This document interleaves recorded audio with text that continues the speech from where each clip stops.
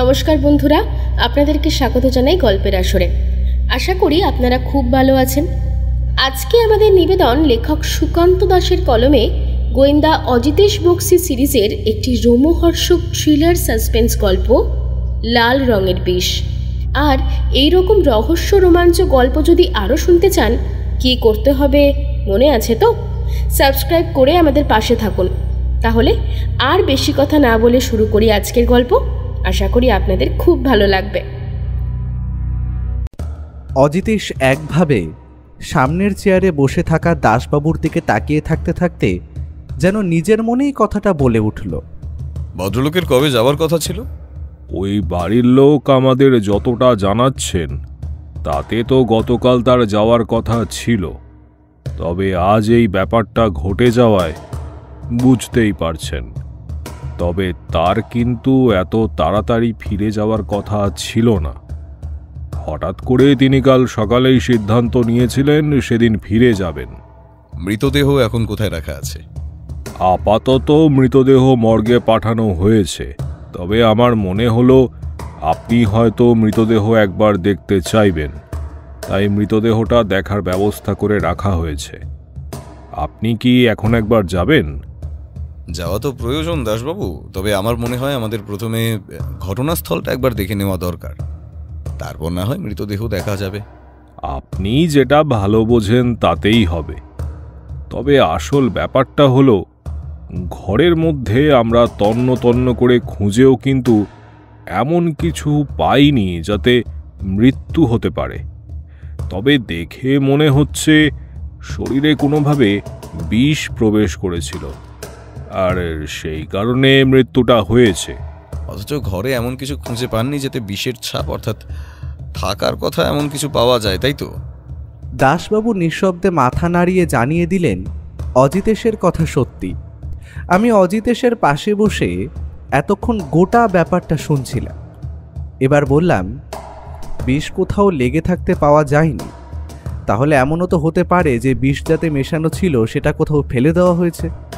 আপনি বাড়িটা ভালোভাবে দেখলেই বুঝতে পারবেন অমরজিৎ বাবু। ওই বাড়িটার চারপাশের দেওয়াল এমনভাবে উঁচু যে ওখান থেকে কিছু বাইরে ছুঁড়ে ফেলা সহজ কাজ নয়। আমরা বাইরে খুঁজে দেখেছি, কিছু পাইনি। কিন্তু বিষের ট্রেস বাড়িতে নেই। ইন্টারেস্টিং ব্যাপার। কিন্তু সেই কারণেই তো বলছি অজিতেশ বাবু, ও বাড়িতে সদস্য বলতে সমীরণ হালদার আর তার স্ত্রী, তাছাড়া তাদের একমাত্র মেয়ে মালতী হালদার। আর যে ভদ্রলোক মারা গেছেন তিনি ওদের পরিবারের কেউ নয়, তবে অনেক বছর ধরে এখানেই থাকেন। আসলে যতটা আমরা জানতে পেরেছি তাতে ওই ভদ্রলোক সমীরণ হালদারের এক বন্ধুর ছেলে। ভদ্রলোক এখান থেকেই পড়াশুনো করতেন এবং এখান থেকেই চাকরিটা পেয়ে বিদেশে গিয়েছিলেন। কোনো শত্রু কিংবা কারো সঙ্গে কোনো সমস্যায় জড়িয়ে পড়েছিলেন কিনা সে ব্যাপারে খোঁজ নিয়েছেন? আজ সকালেরই তো ব্যাপার। যতটা খোঁজ নিয়েছি তাতে জানা গেছে ভদ্রলোক বেশ 2 বছর বাইরে ছিলেন, সম্প্রতি দেশে ফিরেছেন। তবে শত্রু তেমন কেউ ছিল না বলেই সমীরণ হালদার জানিয়েছেন। শত্রু কেউ না কেউ তো আছেই দাসবাবু, সে বাইরের হোক কিংবা ঘরের কেউ হোক। নাহলে ভদ্রলোককে বিষ দিয়ে হঠাৎ করে কেউ খুন করতে যাবে কেন? আর ঘটনাটা আপনি সকালে জানতে পেরেছেন, তার মানে যতদূর সম্ভব খুনটা হয়েছে রাতের দিকে। না দাসবাবু, বসে থাকলে হবে না, চলুন ব্যাপারটা দেখেই আসি। আমি অজিতেশ আর দাসবাবু মিলে পুলিশের জিপে করেই সমীরণ হালদারের বাড়িতে গিয়ে পৌঁছলাম। বাড়ির সামনে দাঁড়াতেই কিন্তু মনে হলো এমন অদ্ভুত ধরনের বাড়ি এর আগে খুব একটা দেখিনি। বাড়ির সামনের দিকে উঁচু দেওয়াল প্রায় 2 মানুষের চেয়ে উঁচু। এ বাড়িতে চোর ঢুকতে গেলে তাকে যে বেশ কসরত করে ঢুকতে হবে তা বোঝা যায়। তাছাড়া বাড়ির বড় দরজার সামনে একজন দারোয়ানও আছে। সচরাচর যে বাড়িতে দারোয়ান দেখা যায় সে বাড়ি একটু বিত্তবান বলেই আমি ধারণা করে নিতে পারি। এ বাড়িতে দারোয়ান দেখেও সেই কথাটাই প্রথমে মনে হলো আমাদের। সাথে দাসবাবু থাকার জন্য দারোয়ান খুব সহজেই গেট খুলে আমাদের ভেতরে যেতে দিল। গোটা বাড়ির একটা বর্ণনা এখানে দেওয়া দরকার, সেটা আমাদের পরে কাজে লাগবে। গেট দিয়ে ঢুকে সামান্য খানিকটা জায়গা পেরিয়ে দোতলা বাড়িটা। তার পেছনের দিকে বেশ কিছুটা জায়গা আছে, তবে গোটা বাড়িটাই উঁচু পাঁচিল দিয়ে ঘেরা। বাড়ির পেছনের দিকে একটা রাস্তা চলে গেছে। বাড়ির পেছনে একটা পুরনো দিনের কুয়ো, তাছাড়া তার পাশেই একটা নতুন জলের কল। বাড়িটা দেখেই বোঝা যায় বাড়িটা বেশ পুরনো আমলে তৈরি। তার মোটা কড়িবর্গা এবং থাম সেই সাক্ষ্য দিচ্ছে। আমরা দরজার সামনে এগিয়ে যেতেই বাড়ির ভেতর থেকে এক ভদ্রলোক বাইরে বেরিয়ে এলেন। তিনি হয়তো গেটের সামনে দারোয়ানের সাথে দাসবাবুর কথাবার্তা কোনোভাবে শুনতে পেয়েছিলেন। তিনি এগিয়ে এসে বললেন, আপনি কি কিছু খবর পেয়েছেন? আর মৃতদেহ কখন ছাড়বে বলতে পারবেন? আমাকেই তো আনতে যেতে হবে। মৃতদেহ আমার মনে হয় আজ ছাড়া যাবে না, তবে ছাড়ার আগে আপনাকে টেলিফোন করে দেওয়া হবে, আপনি মর্গে পৌঁছে যাবেন। তবে অজিতেশবাবু এই কেসটার ব্যাপারে কিছু কথাবার্তা বলতে আপনার কাছে এসেছেন। আশা করি এতে আপনার কোনো অসুবিধা নেই। অসুবিধা কেন থাকবে দাসবাবু? আমি তো নিজেও চাইছি তন্ময়ের এই অবস্থা যে করলো তার শাস্তি হোক। ছেলেটা বিদেশ থেকে মাত্র কয়েকদিনের জন্য থাকতে এলো, আর এর মধ্যে এত কিছু ঘটে গেল। ক্ষমা করবেন সমীরণবাবু, আমরা যদি ভেতরে গিয়ে বসে ব্যাপারে কথা বলতাম তাহলে খুব ভালো হতো। হ্যাঁ হ্যাঁ, অবশ্যই। আসলে এসব ব্যাপার ঘটে গিয়ে আমার মাথায় নেই সব। যাই হোক, আসুন, আপনারা ভেতরে আসুন। আমরা তিনজন ভেতরে গিয়ে একতলায় বসার মতো জায়গাটায় চেয়ারের উপরে বসতেই সমীরণবাবু অন্যদিকের চেয়ারে বসে বললেন, অজিতেশবাবু, আপনি তো বোধহয় সবটাই শুনেছেন, আর আপনি কিছু একটা করুন। আমি তো কিছুই বুঝতে পারছি না। ওভাবে হবে না সমীরণবাবু, আপনি আমায় প্রথম থেকে সব ব্যাপারটা একটু খুলে বলুন, তারপর আমি দেখছি কি করা যায়। এমনকি আপনার কথাও। আমি সমীরণ হালদার। আমি একসময় একটা ছোট্টখাটো ব্যবসা করতাম, তবে আমার পৈতৃক সম্পত্তি যা আছে তাতে আমার ব্যবসা না করলেও চলে যেত। তবে কিছুটা নিজের শখের বসেই আমি ব্যবসাটা করতাম। তবে বছর কয়েক আগে থেকে সেই ব্যবসা থেকে আমি একেবারে অবসর নিয়ে নিয়েছি। আমার সেই ব্যবসা এখন অন্য একজন দেখছেন, তবে সেখান থেকে কিছু টাকা আমি প্রতি মাসে পাই। এই বাড়িতে আমি, আমার স্ত্রী কনকবালা আর আমার মেয়ে মালতী থাকে। বেশ কয়েক বছর আগে আমার এক বন্ধু বিমল স্ত্রী সহ একটা দুর্ঘটনায় মারা যায়। তাদের একমাত্র ছেলে তন্ময় তারপর থেকে আমার কাছেই থাকতো। আসলে এখান থেকে তার কলেজে পড়াশোনা এবং সমস্ত কিছু ভালোভাবে চলে যেত। সেই কারণে সে আমার এখানে এসে থাকতে শুরু করে। তারপর তার পড়াশোনা শেষে আমি তাকে বিদেশে পাঠিয়ে দিই বাকি পড়া সম্পূর্ণ করার জন্য, এবং সেখানে থেকেই সে একটা চাকরিও জোগাড় করে নিল। এর আগেও তন্ময় আমার কাছে থাকতে এসেছিল বেশ কিছুদিনের জন্য, তারপর আবার ফিরে গেছে। এবার যখন সে এসেছিল তখন সেখানকার একটি মেয়েকে তার পছন্দ হয়েছে এবং সে বিয়ে করতে চায়। আমার কোনো আপত্তি ছিল না। অবশ্য এই কথাটা সে আমাকে আগেই টেলিফোনে জানিয়েছিল। সে বিষয়ে কথাবার্তা বলে পরশু সে হঠাৎই ফিরে যাওয়ার কথা বলে। ফিরে যাওয়ার কথা ছিল কাল রাতে, আর কাল রাতেই এমন একটা দুর্ঘটনা ঘটে যায়। তন্ময়বাবু কাল রাতে কোন ঘরে ছিলেন? উপরের ঘরে মশাই। আসলে ওই ঘরটাতেই সে থাকতো, আর এখানে যতবার সে এসেছে ওই ঘরেই থেকেছে। মৃতদেহ সবার প্রথমে কে দেখেছিল? আমাদের বাড়ির সর্বক্ষণের যে কাজের লোক থাকে সে নিজেই দেখেছিল। আসলে সকালে বেশ তাড়াতাড়ি সে উঠে পড়ে, আর আজ যেহেতু তন্ময়ের ফিরে যাওয়ার কথা ছিল তাই সকালে তাকে ডাকতে গিয়ে দেখে এই অবস্থা। তারপর সে নিচে নেমে এসে আমাদের খবর দেয়। তারপর আমি আমার স্ত্রী উপরে গিয়ে দেখি তন্ময় নিজের ঘরের বিছানায় শুয়ে আছে, তবে তার শরীরে প্রাণ নেই। তখনই আমরা একজন ডাক্তারকে খবর দিই। তার আগেই অবশ্য বুঝতে পেরেছিলাম যে সে মারা গেছে, তবু ডাক্তার এসে ব্যাপারটা নিশ্চিত করে জানায়, আর তিনিই বলে পুলিশে খবর দেওয়ার কথা। তারপরে আমরা পুলিশে খবর দিতেই দাসবাবু এখানে এসে সবটাই দেখেন। কাল রাতে আপনি যখন ঘুমোতে গিয়েছিলেন তখন তন্ময়বাবু কি করছিলেন? সে কাল রাতে তাড়াতাড়ি খাওয়া দাওয়া সেরে নিজের ঘরে ঘুমোতে চলে গিয়েছিল। আসলে আজকে তার যাওয়ার ফ্লাইট, আর তাছাড়াও অফিসের কিছু কাজকর্ম সেরে সে ঘরেই বসেছিল। তাকে শেষবার আমি দেখেছিলাম তার ঘরে বসে কাজ করতে। ঠিক কোন কোন ঘরে থাকে বলুন তো? উপরে আমাদের 3টে ঘর রয়েছে, তার মধ্যে একটায় থাকে আমার মেয়ে মালতী, অন্যটায় তন্ময় এলে থাকে, আর নিচে একটা ঘর, সেখানে আমি আর আমার স্ত্রী থাকি। অন্য একটা ঘরে সারাক্ষণ কাজের লোক থাকে। তাছাড়া ঘরের বাইরে দারোয়ান থাকে, আশা করি আপনি দেখেছেন। যদি কেউ আসে তখন তাহলে আমার উপরের ঘরটায় ফাঁকা থাকে, সেখানে থাকবে। রাত্রে কোনো শব্দ শুনেছিলেন? মানে এ বাড়িতে কেউ ঢুকেছে কিংবা উপরে কারোর যাওয়ার আসার? না অজিতেশ বাবু, তবে আমার মেয়ে বলেছে যে সে নিজেও এসব কিছু শুনতে পায়নি। এমনকি তন্ময় ঘুমিয়ে পড়ার অনেক পরে নাকি সে ঘুমিয়েছিল। আসলে রাত জেগে তাকে অনেক পড়াশোনা করতে হয়, তাই তার ঘুমোতে অনেক দেরি হয়। তন্ময়বাবুর কোনো শত্রু থাকতে পারে বলে আপনার মনে হয়? ওর কোনো শত্রু থাকবে কি করে অজিতেশ বাবু? আর তা থাকলে এখানে থাকবে কি করে? আসলে সে এখানে তো থাকেই না। যখন এখানে থাকতো তখন তার কোনো শত্রু ছিল বলে আমি জানি না, কারণ সে যথেষ্ট ভালো একজন ছেলে। আচ্ছা, আপনার কারোর উপর সন্দেহ হয় না? সমীরণবাবু এ কথার উত্তরে মাথা নাড়লেন।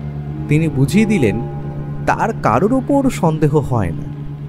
ঠিক সেই সময় তাদের বাড়ির কাজের লোক বোধহয় আমাদের জন্য চা নিয়ে এলো। আমরা চায়ের কাপ তুলে দিতেই দাসবাবু বললেন, মৃত্যুটা যে বিষের কারণেই হয়েছে সে ব্যাপারে আমরা নিশ্চিত, তবে বিষ শরীরে এলো কি করে সেটাই বুঝতে পারছি না।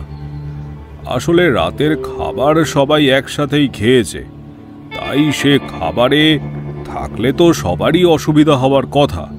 তন্ময়বাবু কোনো নেশা, মানে সিগারেট কিংবা অন্য কোনো নেশা যেটা তিনি নিজের ঘরে বসে করতেন? তার কোনো নেশা আছে বলে তো আমি জানতাম না।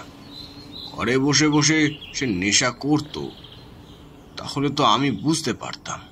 কাল রাতে শেষবার তন্ময়বাবুর সঙ্গে কার দেখা হয়েছে?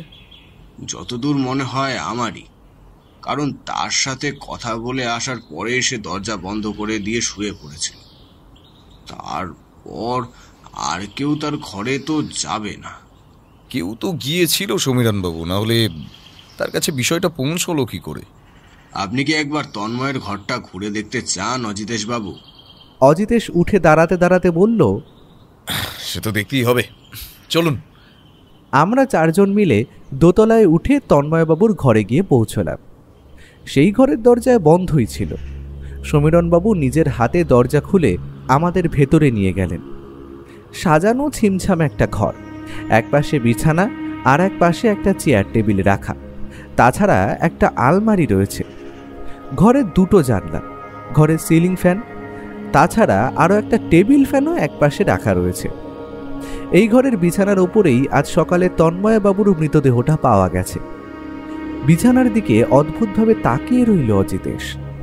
কিছুক্ষণ পর হাঁটতে হাঁটতে বিছানার উপর একটা হাত রেখে বিছানাটাকে গোল করে একবার ঘুরল, তারপর প্রশ্ন করল, তন্ময়বাবু কি ঘরের দরজা বন্ধ করে ঘুমোতেন? না, এ ঘরে দরজা বন্ধ করে কেউ ঘুমোয় না। আসলে দরজা ভেজিয়ে রেখেই আমরা ঘুমোই। তন্ময়ও সেটাই করত। তাছাড়া নিচে দারোয়ান রয়েছে, ঘরের ভেতরে আমাদের চাকর রয়েছে, তাই দরজা বন্ধ করার প্রয়োজন হতো না।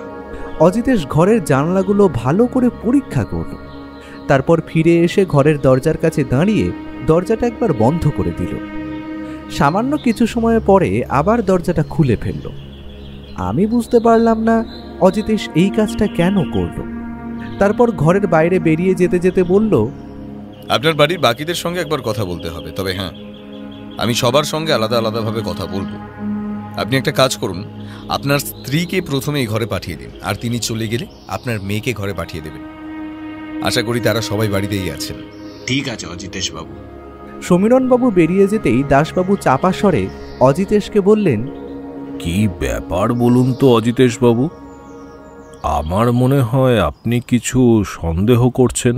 সন্দেহ তো একটা করছি, কিন্তু আসল সমস্যাটা হলো খুনের মোটিভ। অকারণে তো কেউ কাউকে বিষ দিয়ে খুন করতে যাবে না, তার উপরে বিষের ক্ষেত্রে ধরা পড়ার সম্ভাবনাটা খুব বেশি থেকে যায়। আমারও ওই একই কথাই মনে হচ্ছে অজিতেশ। তন্ময়বাবু তো বিদেশে থাকতেন, তিনি কয়েকদিনের জন্য এখানে এসেছিলেন, আবার আজই ফিরে যাওয়ার কথাও ছিল। এর মধ্যে তার সাথে কারোর এমন কি শত্রুতা হলো যে তাকে খুন হতে হলো? অনেক কারণ হতে পারে ভাইয়া, তবে এখনই সেসব নিয়ে ভেবে নেওয়ার প্রয়োজন নেই। আগে সবার কাছ থেকে তাদের ধারণাটা শুনিনি, তারপর না হয় ভাববো। সমীরণবাবু বেরিয়ে যেতেই তিনি আমাদের ঘরে এসে ঢুকলেন। তাকে দেখেই বোঝা যায় তিনি সমীরণবাবুর স্ত্রী। তিনি আসতেই অজিতেশ দরজা থেকে সরে এসে ঘরের একপাশে দাঁড়িয়ে বলল, কনকবালা দেবী। আচ্ছা, এই তন্ময় নামের ভদ্রলোক কেমন ছিলেন? মানে আপনার তাকে কেমন বলে মনে হতো? এই কথাটার আশা কনকবালা দেবী নিজেও করেননি। তাছাড়া আমি আর দাসবাবু অজিতেশের প্রশ্ন শুনে একটু অবাক হয়ে গিয়েছিলাম। হঠাৎ এমন একটা প্রশ্ন অজিতেশ করল কেন? তবে কনকবালা দেবী সামলে নিয়ে বললেন, তন্ময় ছেলে হিসেবে খুব একটা খারাপ ছিল না, তবে বুঝতেই পারছেন ব্যোমকেশবাবু, আমার বাড়িতে একটা মেয়ে রয়েছে, তাই ওকে এখানে রাখতে আমি প্রথমে একটু আপত্তি করেছিলাম বটে, তবে ছেলেটা পড়াশোনায় বেশ ভালো আর ছেলে হিসেবেও ভালো, তাই আর বেশি জোর করিনি। কাল রাতে শেষবার আপনার সঙ্গে তন্ময়ের কথা কখন হয়েছিল? খাবার সময় আমার সাথে দু একটা কথা হয়েছিল। আসলে ও বিয়ে করবে বলে ঠিক করেছিল, তাই চেয়েছিল বিয়েটা ওখানেই সারতে।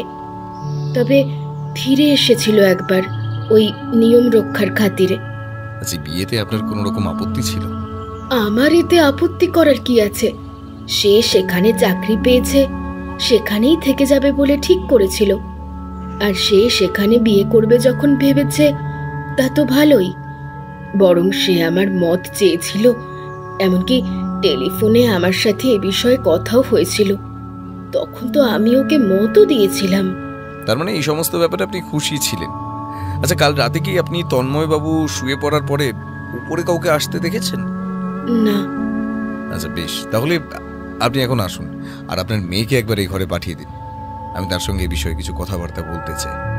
মালতীকে আবার এই বিষয়ে টানছেন কেন অজিতেশ বাবু? ও এসবের কিছুই জানে না। তা আমি জানি কনকবালা দেবী, তবে নেহাত জেরা করার জন্যই তার সঙ্গে কথা বলতে হবে, তবে তাকে আমি বেশিক্ষণ আটকে রাখবো না। কনকবালা দেবী একবার আমাদের তিনজনকে দেখে ঘরের বাইরে চলে গেলেন। তার একটু পরেই আমাদের ঘরে এসে ঢুকল সমীরণবাবুর মেয়ে মালতী। তার বয়স বড়জোর 20 কি 21 হবে। সুন্দর সুশ্রী মুখের ভাব, মাথায় লম্বা চুল, তাছাড়া মুখে একটা বেশ মাধুর্য রয়েছে। সে আমাদের ঘরে ঢুকে একটু ইতস্তত করে প্রশ্ন করল, অজিতেশ বাবু, আপনি আমায় ডেকেছেন? হ্যাঁ, তোমার সঙ্গেই তন্ময়বাবুর খুনের ব্যাপারে একটু কথা বলতে হবে। তুমি তো দোতলার ঘরেই ঘুমোতে, কাল রাত্রে তুমি কিছু শুনতে পাওনি? আসলে আমি ঘরের দরজা বন্ধ করে রাত জেগে পড়াশোনা করি আর তারপরে ঘুমোতে চলে যাই, তাই রাত্রে তেমন কিছু শুনতে পাইনি। আসলে রাত্রে আমি ঘরের বাইরে খুব একটা আসি না। তন্ময়বাবুর সঙ্গে তোমার কাল রাত্রে শেষবার কখন কথা হয়েছিল? তন্ময় দ্বারা চলে যাওয়ার কথা ছিল। কাল রাত্রে আমার ঘরে এসেছিল, আমার সাথে বেশ কিছুক্ষণ কথা বলে তারপর নিজের ঘরে ঘুমোতে চলে গেল। যদি তোমার আপত্তি না থাকে তাহলে ঠিক কি বিষয় নিয়ে তোমাদের কথা হয়েছিল তা কি জানতে পারি? না, তেমন কিছু না, এই আমার পড়াশোনা আর তাছাড়া তন্ময়দার বিদেশে বিয়ের ব্যাপারে এইসব কিছু নিয়েই কথাবার্তা হয়েছিল। তোমার কি কাউকে সন্দেহ হয়? না না অজিতেশ বাবু, তন্ময়দাকে যে কেউ খুন করতে পারে সেটাই তো ভাবতে পারছি না আমি। ঠিক আছে, তুমি এখন যাও আর তোমাদের বাড়ির কাজের লোক একবার পাঠিয়ে দিও। মালতী ঘর থেকে বেরিয়ে যেতেই দাসবাবু প্রশ্ন করলেন, কিছু বুঝতে পারলেন অজিতেশ বাবু? একটাও সূত্র নেই দাসবাবু। একটা সূত্র থাকলে না হয় সেটার উপর ভিত্তি করেই যে কোনো একটা পথে তদন্তটা এগিয়ে নিয়ে যাওয়া যেত। আরে ওটা কি? আমি দেখতে পেলাম অজিতেশ ঘরের একপাশে একটা বড় অ্যাটাচি বাক্সের দিকে এগিয়ে গেল। সেটা যে তন্ময়বাবুর সেটা আমি বুঝতে পারলাম। আসলে আজ বেরিয়ে যাওয়ার জন্য তিনি তার ব্যাগ গুছিয়েই রেখেছিলেন। অজিতেশ চাপা স্বরে বলে উঠল, দাসবাবু দরজার সামনে দাঁড়িয়ে থাকুন, কেউ এলেই আমায় জানাবেন। অজিতেশ এরপর একটা অদ্ভুত কাজ করল। অ্যাটাচি বাক্সটা খুলে তার ভেতর জামা কাপড়, কাগজপত্র, বই, এটা ওটা ঘাঁটতে লাগলো। বেশ কিছুক্ষণ এভাবে ঘাঁটাঘাঁটির পর একসময় সেটা আবার গুছিয়ে রেখে বন্ধ করে দিল। আমার মনে হলো অজিতেশ বাক্সের ভেতর থেকে কিছু যেন একটা তুলে নিয়ে তার জামার আড়ালে লুকিয়ে ফেলল। তারপর যেন কিছুই হয়নি এমন একটা ভাব করে দরজার সামনে এসে দাঁড়াতে নিচ থেকে এবাড়ির কাজের লোককে আসতে দেখা গেল, যে আমাদের জন্য চা নিয়ে এসেছিল। অজিতেশ তাড়াতাড়ি বিছানার একপাশে বসে পড়ল। আমরাও আর উপায় না দেখে বিছানার উপরে বসে রইলাম। লোকটা ঘরে ঢুকে হাত জোর করে আমাদের সামনে দাঁড়ালো।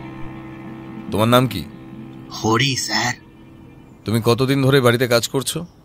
তা ধরুন 15 বছর ধরে বাড়িতে কাজ করছি। বাহ, তাহলে তো তুমি এ বাড়ির বেশ পুরনো লোক।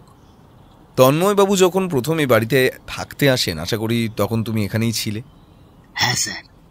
অজিতেশ হঠাৎ গলার স্বর নামিয়ে আস্তে আস্তে বলল, একটা কথা বলো তো হরি, সমীরণবাবু যখন তন্ময়বাবুকে বাড়িতে নিয়ে এলেন তখন তাকে এখানে থাকতে কনকবালা দেবীকে আপত্তি করেছিলেন?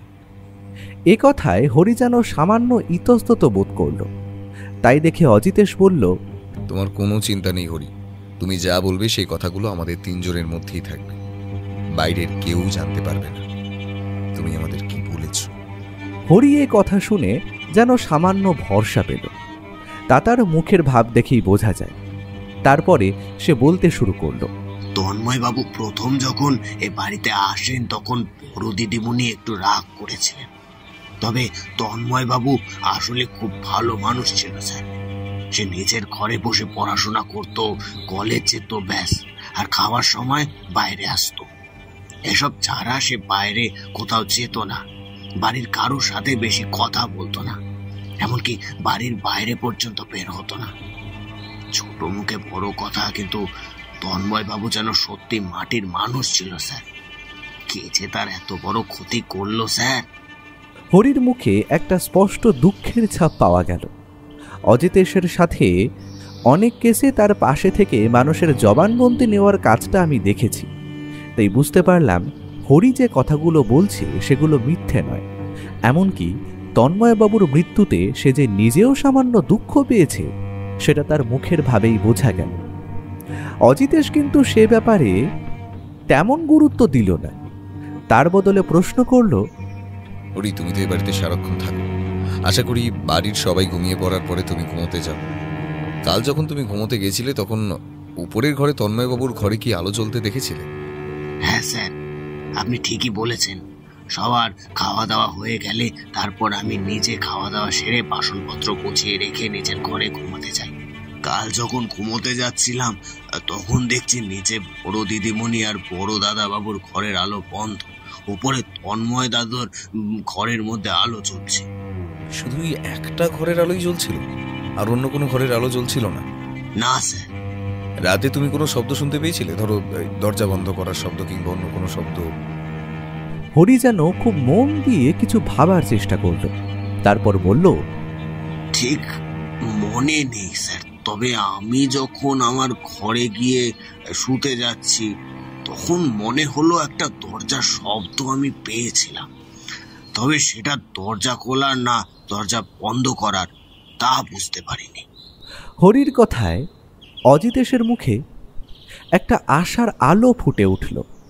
সে হঠাৎ বিছানা ছেড়ে উঠে ঘরের দরজাটা একবার আস্তে আস্তে বন্ধ করল, তারপর আর একবার আস্তে আস্তে খুলে দিল। আমরা এবার লক্ষ্য করলাম আসলে দরজাটা আস্তে আস্তে বন্ধ করলে এবং খুললে দরজায় একটা ক্যাঁচ করে শব্দ হয়। বোধহয় এই দরজাটা অনেক দিন ধরে বন্ধ থাকার জন্য এমন একটা শব্দ তৈরি হয়। তারপর অজিতেশ প্রশ্ন করল, রাতের বেলা চারিদিকে নিস্তব্ধ থাকলেও সামান্য আওয়াজও কিন্তু খুব ভালোভাবে শোনা যায়। একবার ভালো করে লক্ষ্য করে দেখো তো ঠিক কোন শব্দটা শুনেছিলে? অজিতেশ এরপর আরও কয়েকবার চেষ্টা করল, কিন্তু হরি কিছুতেই বলতে পারল না আসলে কোন শব্দটা হয়েছিল। এ সময় সিঁড়িতে পায়ের শব্দ পেতেই অজিতেশ বলল, হরি, তোমায় আমি যে প্রশ্নগুলো করেছি তার ব্যাপারে যেন এবার কেউ জানতে না পারে, ঠিক আছে? হরি মাথা নেড়ে সম্মতি জানাতে সমীরণবাবুকে উঠে আসতে দেখা গেল। কি বুঝলেন অজিতেশ বাবু? প্রথমে মৃতদেহটা আমায় দেখতে হবে, তারপর যে কোনো একটা সিদ্ধান্তে আসতে পারবো, তার আগে নয়। সমীরণবাবু, আপনার বাড়ির টেলিফোন নাম্বার আশা করি দাসবাবুর কাছে আছে। আপনি বেশি চিন্তা করবেন না, মৃতদেহ ছাড়লেই উনি আপনাকে খবর দিয়ে দেবে। আর তাছাড়া আপনাকে কিছু জানানো হলে আমি টেলিফোন করে নেব। আচ্ছা, আরেকটা কথা আমায় বলুন তো সমীরণবাবু। কি জানতে চান অজিতেশ বাবু? তন্ময়বাবু ঠিক কতদিনের জন্য এখানে এসেছিলেন? আর কাল রাতে কিংবা এর মধ্যে তন্ময়বাবু আপনাদের যখন বিয়ের ব্যাপারটা জানায়, তারপর থেকে তার মধ্যে কোনো পরিবর্তন লক্ষ্য করেছিলেন? সমীরণবাবুর হঠাৎ করেই কিছু মনে পড়ে গেছে এমনভাবে তিনি বললেন, হ্যাঁ অজিতেশ বাবু, আসলে খাওয়ার সময় যখন সে বিয়ের কথা আলোচনা করছিল, আসলে বিয়ের ব্যাপারটা তন্ময় অনেক আগে থেকেই আমাদের একবার জানিয়েছিল, তবে কাল রাতে বিয়ের ব্যাপারটা আরো একবার আমাদের জানায়। আর এটাই তার সিদ্ধান্ত বলে ব্যাপারটা সে নিশ্চিত করেছিল। তখন বেশ স্বাভাবিক মনে হয়েছিল, তবে রাতে যখন তার ঘরে আমি কথা বলতে যাই, তখন যেন মনে হচ্ছিল খুব চিন্তিতভাবে বিছানার উপর বসে কিছু ভাবছে। তবে সত্যি বলতে বেশ 2-3 দিন ধরে তাকে একটু চিন্তিত বলেই আমার মনে হচ্ছিল, অথচ সে ব্যাপারে তাকে জিজ্ঞাসা করলে সে আমাকে কিছুই বলতে চাইতো না। অজিতেশ কি যেন একটা চিন্তা করতে লাগলো। তার কপালে চিন্তার ভাঁজ স্পষ্ট ফুটে উঠল। আমি বুঝতে পারলাম সে গভীরভাবে কিছু একটা ভেবে চলেছে। তারপর স্বাভাবিকভাবেই সমীরণবাবুর দিকে তাকিয়ে বলল, আমায় 2 দিন সময় দিন, আশা করছি কেসটার সমস্তটা সামনে আনতে পারবো।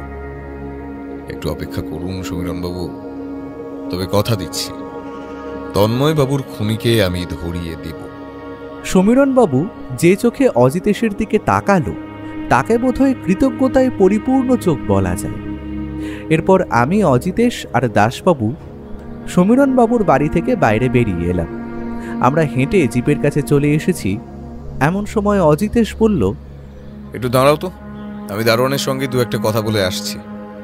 অজিতেশ এগিয়ে গিয়ে দারোয়ানের সাথে বেশ কিছুক্ষণ কথাবার্তা বলতে লাগলো। আমরা দূর থেকে তাদেরকে লক্ষ্য করলাম, তবে তারা কি কথা বলছে তা বুঝতে পারলাম না। একসময় অজিতেশ সেখান থেকে ফিরে এসে বলল, চলুন দাসবাবু, একবার তাহলে মর্গ থেকে ঘুরে আসি। আমাদের জিপটা সমীরণবাবুর বাড়ির কাছ থেকে মর্গের দিকে যাত্রা শুরু করলো। ওটা শরীর নীল হয়ে এসেছে, তবে মুখে কিন্তু কোনো রকম ফেনা কিংবা অন্য ধরনের কোনো ছাপ আসেনি। তার মানে বিষটা শরীরে গিয়ে কাজ করতে বেশ কিছুটা সময় নিয়েছে। ডাক্তার নিজেও এই কথা বলছে, তবে আপনি ব্যাপারটা কি করে বুঝতে পারলেন বলুন তো? একটা কেসে বেশ কয়েক ধরনের বিষ নিয়ে আমার নাড়াচাড়া করতে হয়েছিল, তখনই ব্যাপারটা নিয়ে কিছুটা জানতে পেরেছি। সব বিষের প্রতিক্রিয়া আমাদের শরীরে সমানভাবে হয় না, বিভিন্ন বিষের কাজ বিভিন্ন রকম হয়। কোনো বিষে মুখ থেকে গ্যাজলা কিংবা সাদা রঙের ফেনা বেরিয়ে আসে, আবার কোনো বিষে এই ধরনের কোনো প্রতিক্রিয়া দেখা যায় না। এক্ষেত্রেও তেমন একটা বিষের ব্যবহার করা হয়েছে, তবে সমস্যা হলো বিষটা জোগাড় করা। তুমি বিষের কথা বলছো? আমি তো এখন এটাই বুঝতে পারছি না যে তন্ময়বাবুকে কে মারতে চাইবে। অজিতেশ অদ্ভুতভাবে হাসল, তারপর বলল, মারতে চাইবে সে যার আসলে এখান থেকে তন্ময়বাবু বিদেশে চলে গেলে সমস্যা হতো। আসলে আমরা যে মোটিভ খুঁজে চলেছিলাম তন্ময়বাবুর খুনের ক্ষেত্রে, সেক্ষেত্রেও বাড়ির সবাই কিন্তু তন্ময়বাবুকে বেশ ভালো মানুষ বলেই দাবি করছে। আর প্রত্যেকটা মানুষ যখন একই কথা বলছেন, তখন সেটা খুব একটা মিথ্যে হতে পারে না। সেখানে একটাই মোটিভ, তন্ময়বাবুকে এখান থেকে বিদেশে যেতে না দেওয়া। তবে এক্ষেত্রে কার লাভ সবচেয়ে বেশি, সেটাই আমার জানা প্রয়োজন। তাহলে এবার মৃতদেহ কি ছেড়ে দেবো? আপনাদের পোস্টমর্টমের কাজ হয়ে গিয়ে থাকলে আপনি মৃতদেহ ছেড়ে দিতে পারেন। আমার যা দেখার সেটুকু দেখা হয়ে গেছে। অজিতেশ মর্গের ঘরের দরজার দিকে এগিয়ে যেতেই আমি সাদা কাপড়ে ঢাকা মৃতদেহটা দেখতে লাগলাম।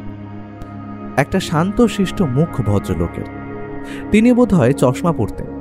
কপালের দুপাশে আর নাকের সামান্য দুপাশে একটা ছাপ রয়েছে। এগুলো থেকে ব্যাপারটা আন্দাজ করা যায়। এছাড়া মুখে আর কোনো চিহ্ন নেই, তবে মুখটা সামান্য নীল হয়ে আছে, এটা একটা ব্যাপার।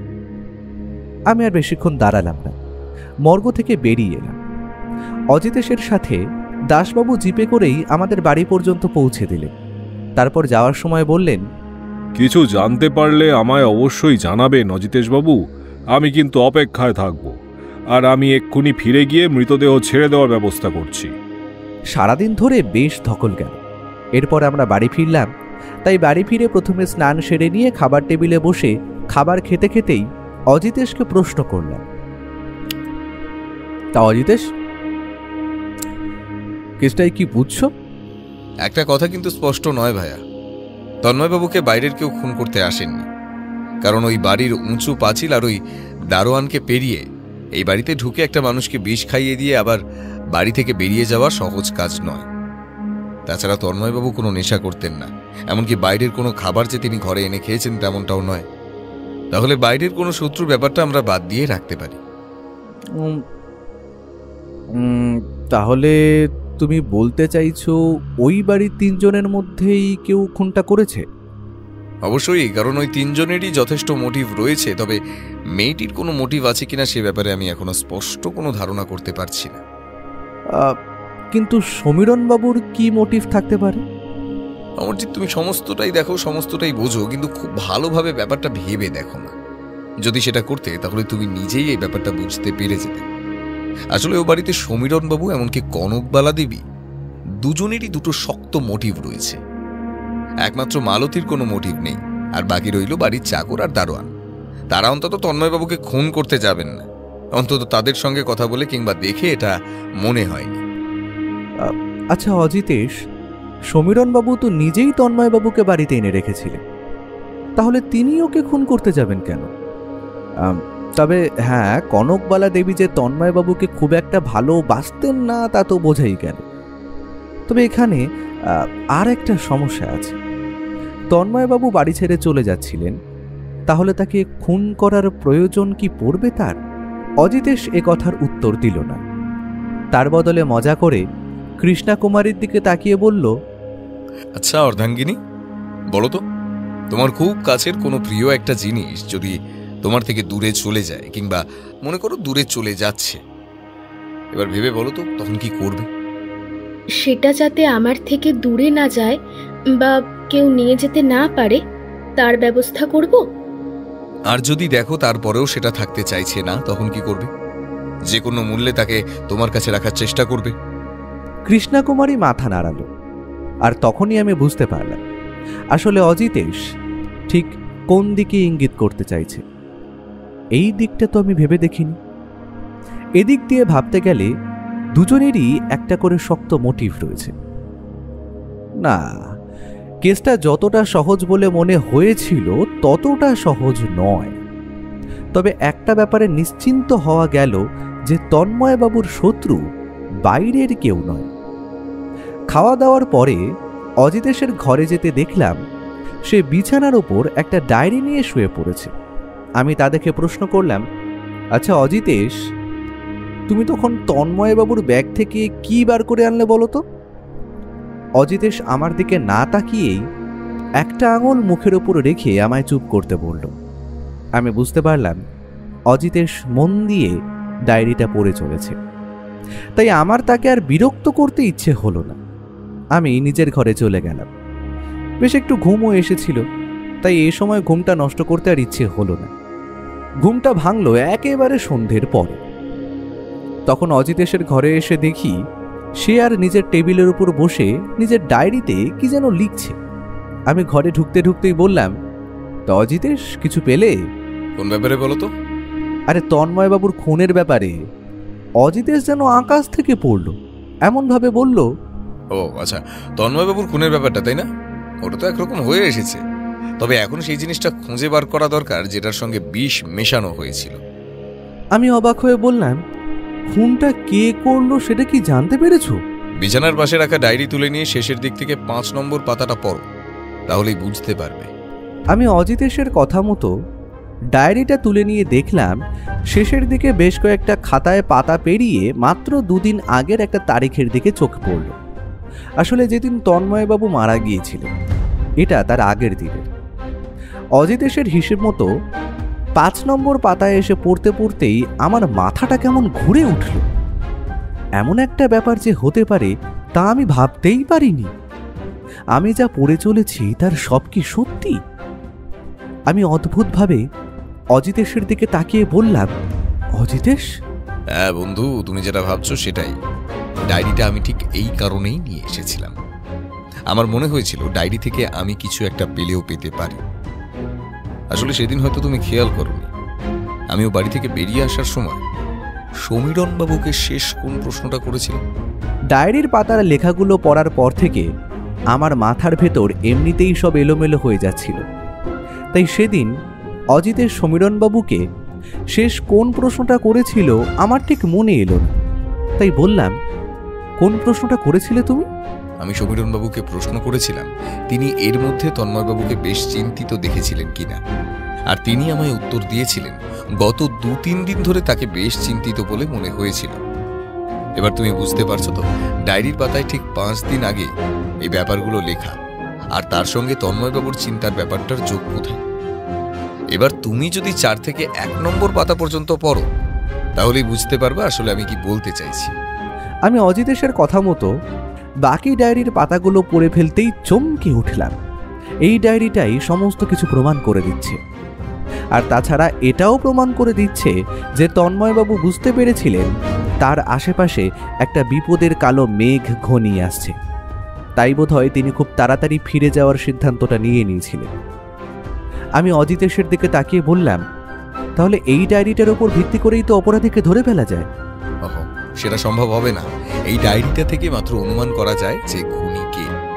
তবে তার খুনের কোনো একটা শক্তপোক্ত প্রমাণ জোগাড় করতে না পারলে পুলিশ কিন্তু এটা সহজে মেনে নেবে না। তাই এই ব্যাপারে কাজ করার জন্য আমি দাসবাবুকে এর মধ্যেই কাজে লাগিয়ে দিয়েছি। তবে আশা করছি কালকের দিনটা আমাদের অপেক্ষা করতে হবে। সেদিন রাত্রে ঘুমোতে গিয়েও কিন্তু ভালোভাবে ঘুম হচ্ছিল না। আসলে ডায়েরির পাতায় যে সমস্ত লেখাগুলো দেখেছিলাম সেগুলো দেখার পর থেকেই আমার গোটা ধারণাটা কেমন বদলে গিয়েছিল। আসলে খুনি যে ও বাড়ির মধ্যেই আছে তা আমি অজিতেশের কথায় কিছুটা অনুমান করতে পারলেও এতটা ভাবতে পারি। তবে ও যে ঠিক কোন প্রমাণের জন্য অপেক্ষা করছে তা আমি বুঝতে পারছিলাম না। আর তাছাড়া এখনও আমায় কিছু বলতেও চাইছিল না। তাই আমি নিজেও সেই চেষ্টা করি। আমি অপেক্ষা করতে লাগলাম অজিতেশের সেই প্রমাণটা হাতে আসার জন্য। পরের গোটা দিন একরকমভাবে কেটে গেল। তবে সন্ধ্যের দিকে দাসবাবুর টেলিফোন আসার পরেই অজিতেশের মুখটা সামান্য উজ্জ্বল হয়ে এলো, আর আমি বুঝতে পারলাম অজিতেশ সেই শক্ত প্রমাণটা জোগাড় করতে পেরেছে। আরও নিজেও সন্ধ্যার দিকে আমার ঘরে এসে বলল, বন্ধু, সব অনুমান মিলে গেছে, সমস্ত কিছু তৈরি। কাল সকালে আমরা একবার সমীরণবাবুর বাড়িতে যাব। তবে একটা জিনিস কিন্তু এখনো বাকি রয়ে গেছে। কি বাকি আছে? পুলিশের ডাক্তার জানাচ্ছিল তন্ময়বাবু শেষ যেটা খেয়েছিলেন সেটা হলো একটা মিষ্টি। তবে সেদিন রাত্রে সমীরণবাবুর বাড়িতে সবাই কিন্তু খাওয়া শেষে মিষ্টি খেয়েছিলেন, অথচ তন্ময়বাবুর সেই মিষ্টিটাতেই বিষ ছিল। আর আমি সমীরণবাবুর সঙ্গে কথা বলে জানতে পেরেছি যে মিষ্টিটা ওরা সবাই খেয়েছিল। সেই সবকটা মিষ্টি এক বাটিতেই ছিল, তাই সেখানে তার প্রভাব পড়বে, তার মানে আলাদা করে বিষ মেশানো হয়েছিল। তবে এই বিষ এতটাই মারাত্মক যে এই বিষটা হাতে লাগলেও চামড়ায় সামান্য পার্থক্য লক্ষ্য করা যায়। তাই যত দূর সম্ভব খুনি বিষটা হাতে করে আনে, কিংবা মিষ্টিটাও হাতে করে না এনে কোনো কিছু একটার উপর রেখে এনেছিল। তবে সেই পাত্রটা গেল কোথায়? তার মানে তুমি বলতে চাইছো যে পাত্রে করে মিষ্টিটা তন্ময়বাবুকে খাওয়ানো হয়েছিল সেই পাত্রটাও খুঁজে পাওয়া যাচ্ছে না? সেটাই ভাইয়া, তোমার মনে আছে প্রথম দিন দাসবাবু বলেছিলেন ও বাড়ি থেকে কোনো কিছু বাইরে বার করা খুব একটা সহজ নয়, আর সেটা তুমিও বুঝতে পেরেছো। এবার আমার প্রশ্ন হলো, তাহলে এই বিষের শিশি কিংবা মিষ্টি নিয়ে যাওয়ার পাত্রটা কোথায় গেল? আশা করি ওই পাত্রটাকে আবার খাওয়ার কাজে বাড়ির বাসনপত্রের সঙ্গে মিশিয়ে ফেলবেন। সে বিষটা সম্পর্কে খুব ভালোভাবেই জানতো সে। একটা কথা আমার মনে পড়ছে, বুঝলে, তবে সেটা ঠিক কি না আমি জানি না। তোমার মনে আছে সমীরণবাবুর বাড়ির পেছনে একটা পরিত্যক্ত কুয়ো রয়েছে? ঠিক এই কথাটাই আমারও মনে হয়েছিল ভাইয়া। ব্রিলিয়েন্ট, তোমার বুদ্ধি খুলছে। চলো, এখন আর সময় নষ্ট করে লাভ নেই। কাল সকালে একেবারে সমীরণবাবুর বাড়িতেই এই রহস্যের জট খুলব না হয়। পরদিন সকালে আমরা গিয়ে পৌঁছলাম সমীরণবাবুর বাড়িতে। দাসবাবু বোধহয় আগেই কিছু বলে রেখেছিলেন, তাই আমরা যাওয়ার আগেই নিচের বসার ঘরে সমীরণবাবু, তার স্ত্রী কনকবালা দেবী এবং তাদের মেয়ে মালতী বসেছিল। তাছাড়া তাদের বাড়ির চাকর এবং দারোয়ান তখন ঘরেই ছিল। আমরা গিয়ে পৌঁছতেই সমীরণবাবু উদাস মুখে বললেন, অজিতেশ বাবু, জানা গেছে কিছু? সমস্ত কিছুই জানা গেছে সমীরণবাবু। তন্ময়বাবুকে যে খুন করেছে এবং ঠিক কী কারণে খুন করেছেন তার সমস্ত কিছুই জানা গেছে। তবে তবে বিশেষ শিশিটা আর যে পাত্রে করে তন্ময়বাবুকে মিষ্টি খেতে দেওয়া হয়েছিল সেই পাত্রটা আমার বোধহয় আপনাদের বাড়ির ঠিক পেছনে ফেলা রয়েছে। আমি দুজন পুলিশ কনস্টেবলকে পাত্র আর শিশিটা তুলে আনার কথা বলে এসেছি। আশা করি তার সঙ্গে খুনির হাতের ছাপ মিলে যাবে, তাই তো মালতী? আমি কি করে জানবো? তুমি তোমার কলেজের যে বন্ধুকে দিয়ে বিষটা আনানোর ব্যবস্থা করেছিলে তার কথা আমরা জানতে পেরেছি, এবং সে তন্ময়বাবু আসার আগেই বিষটা তোমার হাতে তুলে দিয়েছিল। তুমি সেটা রেখে দিয়েছিলে কারণ ভেবেছিলে সেটা হয়তো কাজে লাগতে নাও পারে, কারণ তুমি ভেবেছিলে তন্ময়বাবুকে বুঝিয়ে বললে তিনি হয়তো সব বুঝতে পারবেন। কিন্তু তন্ময়বাবু বুঝতে চাননি, তার বদলে তিনি তাড়াতাড়ি এখান থেকে চলে যেতে চেয়েছিলেন, আর সেই সুযোগটা তুমি তাকে দাওনি। এসব আপনি কি যাতা বলছেন অজিতেশ বাবু? আমার মেয়ে তন্ময়কে মারতে যাবে কেন? সেটা আমার থেকে ভালো আপনার মেয়ে বলতে পারবে। তবে আমার মনে হয় আপনার মেয়ে তন্ময়বাবুকে কোনোভাবে ভালোবেসে ফেলেছিল, তাই তন্ময়বাবুর বিয়ে ঠিক হওয়ার পর থেকে ব্যাপারটা সে মেনে নিতে পারেনি। সে হয়তো তন্ময়বাবুকে সেদিন রাতে বোঝানোর জন্য তার ঘরে গিয়েছিল, আর তাই আপনাদের বাড়ির চাকর ঘুমোতে যাওয়ার সময় দরজা বন্ধ করার শব্দ পেয়েছিল। আসলে এই শব্দটা দরজা বন্ধ করার। আপনার মেয়ে বোধহয় রাগের মাথায় দরজাটা বন্ধ করেছিল জোরে, সেই শব্দ হরি পেয়েছিল। তাছাড়া বেশ সকালে বাড়ির পেছনের দিকে যেতে দেখেছিল আপনার বাড়ির দারোয়ান। তুই এটা করলি? হতেই পারে না, আমায় ফাঁসানো হচ্ছে। আমি এসব কিছুই করিনি। এত কিছুর পরেও অপরাধ স্বীকার করতে চাইছো না? তার মানে আমার মনে হয় ওই বিষের শিশি আর মিষ্টি নিয়ে যাওয়ার পাত্রে তোমার হাতের ছাপ পাওয়া যাবে না। বোধহয় কাজটা তুমি গ্লাভস পরে কিংবা বাটিটা অন্য কিছু দিয়ে ধরে করেছিলে। তবে তন্ময়বাবুর ডায়েরিতে কিন্তু তোমার ব্যাপারে অনেক কিছুই লেখা রয়েছে, আর সেটা দেখে আমার প্রথম সন্দেহটা তোমার উপরে হয়েছিল। তারপর আমি কাল সারা দিন ধরে তোমার কলেজ এবং আশেপাশের সমস্ত ব্যাপারে খোঁজ খবর নিয়েছি। এখনো স্বীকার করে নাও মালতী, তোমার বাঁচার কিন্তু কোনো রাস্তা নেই। মালতী বেশ কিছুক্ষণ মাথা নিচু করেই রইল, তারপর বলল, হ্যাঁ হ্যাঁ হ্যাঁ হ্যাঁ, আমি করেছি। কেন করবো না শুনি? হ্যাঁ, কেন করবো না? আমি তন্ময়দাকে ভালোবাসতাম, আর তন্ময়দা আমাকে ছেড়ে অন্য কাউকে বিয়ে করে নেবে, সেটা সেটা আমি আমি আমি কি করে হতে দেব? তাই আমি মনে মনে ঠিক করে নিয়েছিলাম, তন্ময়দা যদি আমার না হয় তাহলে তন্ময়দাকে আমি আর কারোর হতে দেব না, কারণ না। তাই সেদিন রাতে মিষ্টির সঙ্গে বিষটা মিশিয়ে তন্ময়কে খেতে দিয়েছিলে। আমার মনে হয় তুমি তাকে বলেছিলে তুমি যা করেছো তার জন্য দুঃখিত, সবকিছু তুমি মেনে নিচ্ছ, আর তাই সে কোনো সন্দেহ না করে তোমার হাত থেকে মিষ্টিটা খেয়েছিল। তাতেই তার বিপদ ঘটে যায়। বিষটা খুব একটা তাড়াতাড়ি কাজ করে না, খানিকটা সময় নেয়। তাই তন্ময়বাবু নিশ্চিন্ত হয়ে ঘুমিয়ে পড়েছিলেন, আর ঘুমের মধ্যেই গোটা ব্যাপারটা ঘটে যায়। অজিতেশের কথায় সমীরণবাবু এবং কনকবালা দেবী ভেঙে পড়েছিলেন। সমীরণবাবু প্রায় কাঁদতে কাঁদতে বললেন, একবার তো আমাদের সবটা বলতে পারতি, আমরা তো এখানেই বেঁচে ছিলাম নাকি? কেন এটা করতে গেলি? আমি অবাক হয়ে তাকিয়ে দেখলাম মালতীর মুখটা কেমন শক্ত হয়ে এসেছে। সে কিন্তু অন্যান্যদের মতো ভেঙে পড়েনি, তার চোখে জলের বিন্দু নেই। হঠাৎ করে এমন একটা ব্যাপার ঘটে গেল যে আমরা স্তম্ভিত হয়ে গেলাম। চোখের পলকে মালতীর বাঁ হাতে উঠে এলো একটা বিষের শিশি। সেই বিষের শিশি থেকে তার ভেতরের তরল পদার্থটা হঠাৎ করেই সে হাঁ করে গিলে ফেলল। এটা দেখে সমীরণবাবু আর অজিতেশ তাড়াতাড়ি তাকে হাঁ করিয়ে মুখ থেকে জিনিসটা বার করার চেষ্টা করতে লাগলেন, কিন্তু ততক্ষণে তা খাওয়া হয়ে গেছে। গোটা ঘটনায় আমরা সকলেই স্তম্ভিত হয়ে গিয়েছিলাম। তারপরেও তাকে হাসপাতালে নিয়ে যাওয়ার ব্যবস্থা করা হলো, কিন্তু পথেই সে মারা গেল। গোটা ঘটনাটা যে এমন একটা পরিসমাপ্তি হবে তা আমি ভাবতেও পারিনি। বাড়ি ফেরার পথে সমীরণবাবু অজিতেশের দুটো হাত শক্ত করে ধরে কাঁদতে কাঁদতে বলেছিলেন, কি হয়ে গেল অজিতেশ বাবু, কি হয়ে গেল? সব হারালাম আমি, সব। অজিতেশ সমীরণবাবুর হাত শক্ত করে ধরে বলেছিল, দেখুন, যা হওয়ার সেটা তো আপনাকে মেনে নিতে হবে। দেখুন আপনি নিজেকে শক্ত করুন, সেটা তো আর আমাদের এখন কিছু করার নেই। সমীরণবাবু আর কনকবালা দেবীকে বাড়ি পৌঁছে দিয়ে আমরা বাড়িতে ফিরে এসেছিলাম। মালতীর মৃতদেহ পুলিশ নিয়ে গিয়েছিল। এমন একটা ঘটনার পর আমরা বাড়ি ফিরে নিজেদের ঘরে চেয়ারের উপরে থম মেরে বসেছিলাম। বৌঠান আমাদের ঘরে এসে ঢুকে আমাদের মুখ দেখে বলল, এই কি হয়েছে বলো তো? আমি আর অজিতেশ দুজনেই বেশ কিছুক্ষণ চুপ করে রইল। তারপরে ও বলল, মেয়েটা যে এতটা শক্ত, এতটা সাহসী আমি ভাবতে পারলে আগে থেকে অন্তত কিছু একটা ভেবে রাখতাম। এরকম মেয়ে আমি খুব কমই দেখেছি, বুঝলে। আমাদের চোখের সামনে মেয়েটা আত্মহত্যা করে ফেললো, অথচ আমরা কিছুই করতে পারলাম না। বৌঠান আমাদের দুজনের মুখের দিকে তাকিয়ে রইল, কিন্তু কিছু উত্তর দিতে পারল না।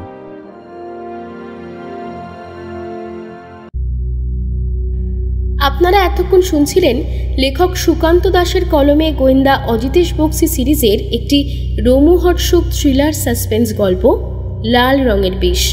তাহলে কেমন লাগলো আমাদের আজকের নিবেদন? কমেন্ট করতে কিন্তু একদম ভুলবেন না। আর প্রতি সপ্তাহে এরকম দারুণ দারুণ সব গল্প পেতে কি করতে হবে মনে আছে তো? চ্যানেলটি সাবস্ক্রাইব করে আমাদের পাশে থাকতে হবে। অসংখ্য ধন্যবাদ।